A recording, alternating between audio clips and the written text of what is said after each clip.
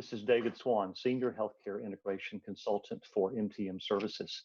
We at MTM Services have received a large number of questions and requests from behavioral health organizations regarding telehealth. Many of you watching this today may have recently transitioned most or even all of your services provided from an office-based methodology to a telehealth-based delivery method. Telehealth and other virtual services are rapidly becoming the new normal in behavioral healthcare. Like you, I've seen lots of telehealth resources over the last several months as this delivery method is growing exponentially. And today I am providing some brief assistance through this video with using telehealth for group therapy because I have seen very limited support for group work using telehealth. Most technology platforms for telehealth will work well with group therapy. However, we just don't have extensive experience in the field yet. This is changing every day. Over the last decade, I've trained many psychiatrists and nurse practitioners to use telehealth to deliver psychiatric care to patients. And then I've trained many clinicians who were to provide individual therapy when using telehealth. And when I've brought up group treatment as an option many times, only to find people shocked that I would even consider telehealth for groups. Most of the time, the rationale for the resistance was, I've never thought about how to do a group through telehealth. And I don't know how to see and engage everyone in the group when using telehealth. Well, this pandemic has certainly changed this, and many of you have begun to use telehealth to provide group treatment. So I've prepared 5 success factors for group therapy in a telehealth environment for you to be successful. First, let's recognize that group therapy and treatment are beneficial and cost-effective treatment strategies for many behavioral health conditions, and it produces good results. Over the past few years, many organizations have begun to expand their group therapy presence as a business line in their service system. These organizations have expanded group treatment to achieve quality outcomes, while at the same time increasing the capacity for care and lowering the overall cost of making their programs and services more valuable. So first, again, group therapy works. And there's some things I put on this screen just to help you understand that. Cost effectiveness, expanding capacity, and good quality are all there. Success factor 1, orientation to group therapy. When we orient our clients to group therapy, we are helping them, particularly in the telehealth model. This can be done with an engagement specialist or somebody that's not the group therapist or somebody that is the group therapist for that particular group. You can connect the purpose of the group to the person's goals and objectives to highly engage this person.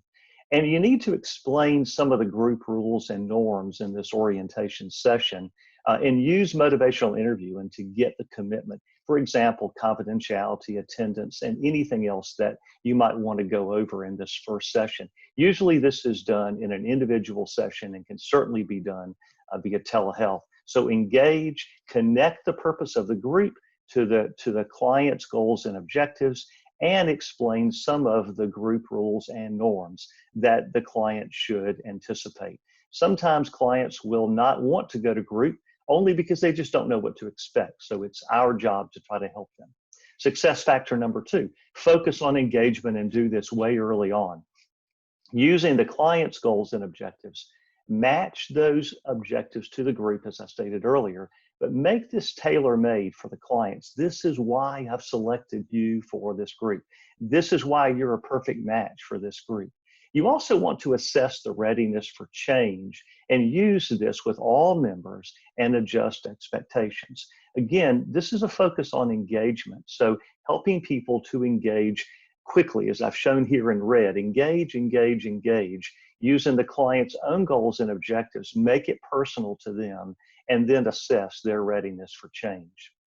Success factor number 3, add motivational interviewing skills to your group therapy skills and in everything you do.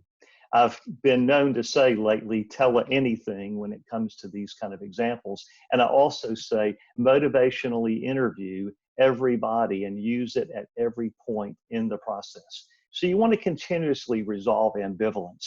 A lot of people approach group with some ambivalence. You want to let your voice and the video presence, your video presence, be a motivating factor and change oriented. You want to model for group members motivational interviewing skills. I've put a couple here on this slide. For example, you might say to someone, how likely are you to complete this activity to reduce the depressive symptoms 3 times each week? How likely are you going to do it? That may be coming from a cognitive behavioral treatment model of using group therapy. On another one, on a scale of 1 to 10, how likely are you to stay free of opioids today? You see, when you do this, this is modeling these kind of questions, motivational interviewing questions, where you're trying to test the ambivalence and you're trying to move people from one side of the fence to the other. So don't forget, use motivational interviewing skills at every turn when you're trying to use group services via telehealth. It just increases the power of your presence through an audio video mechanism. Success factor number 4, set the norms and rules as you normally would.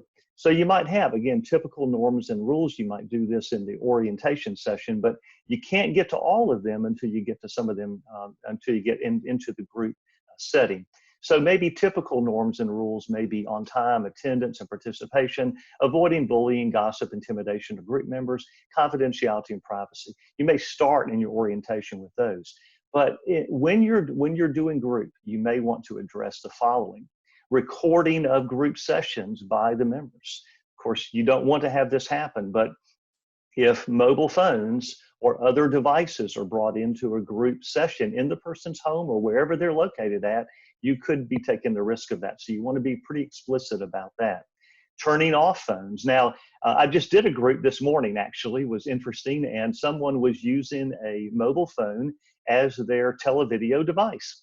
And they were holding it in their hand, moving it all around, sliding it around on their table, and when it would vibrate when someone would send them a text message or something. So you have to sometimes teach people also, that they need to turn it off. But if they're going to use it as their televideo device, they need to silence or mitigate all those other functions that it might have by turning off those. So that would be one way to make that happen.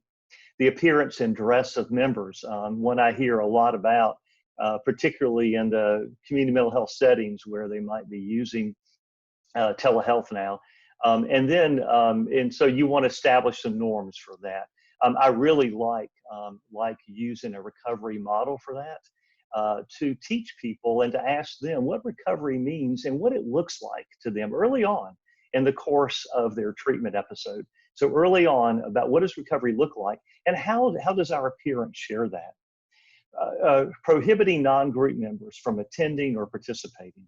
So, and that's another thing that you need to do, make it a norm, make it a rule. No one else is supposed to be able to attend, so they can't share the link to Zoom or to whatever the technology platform that you might do. And outside of your site, you cannot allow other people to be a part of that group. So you need to ask those kind of questions to the group members when you invite them into the group room. Also requiring the use of video and audio for group participation.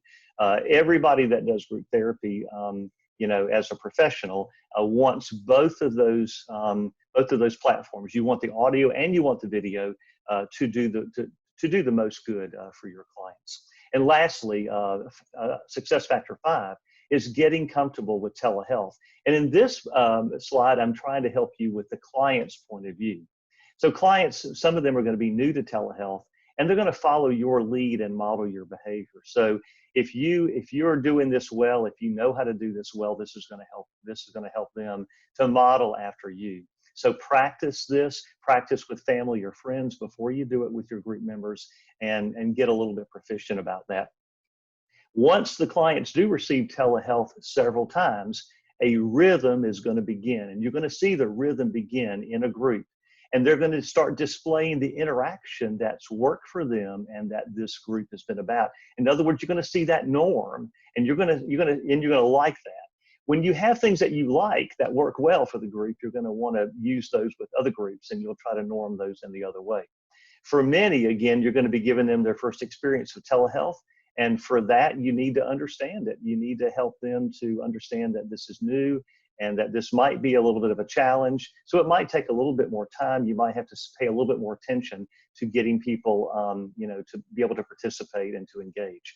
Frequently, though, let me say that we're finding more people in 2020 that have had a previous experience with telehealth, either in primary care or behavioral health care. You want to invite the clients to comment on their experience and maybe even make that a part of the group. So if you have a group of 10 or 12 people and one or two has used telehealth before, then get them to share something about their experience, even if it's bad or good.